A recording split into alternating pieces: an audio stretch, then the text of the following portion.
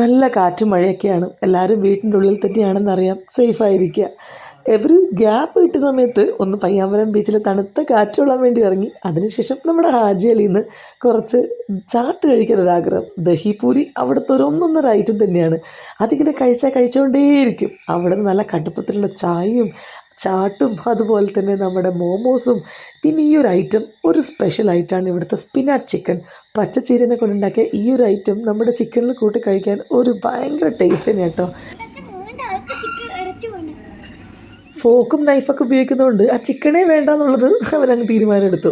പിന്നെ അവിടുന്ന് പൈനാപ്പിൾ ജ്യൂസും മക്കൾ ബാസ്കിൻ റോബിൻസിൻ്റെ വോഫിൾസൊക്കെ കഴിച്ച് അപ്പോഴാണ് ഞാൻ ഈ പാനിപൂരി കോൺടെസ്റ്റ് അന്ന് നടത്തിയത് ആലോചിച്ചത്. ഈ ഗോൽഗാഡി ആജിയിൽ നടത്തുന്ന ഈ ഒരു പാനിപൂരി കോൺടെസ്റ്റിൽ ഏറ്റവും കുറഞ്ഞ സെക്കൻഡിൽ ജയിക്കുന്ന വിജയ്ക്ക് 10,000 റുപ്പീസാണ് ക്യാഷ് പ്രൈസ്. എൻ്റെ 2 ഫ്രണ്ട്സ് കട്ടക്കത്തുനിന്ന് പോരാടുന്നതാണ് നിങ്ങൾ ഈ കാണുന്നത്.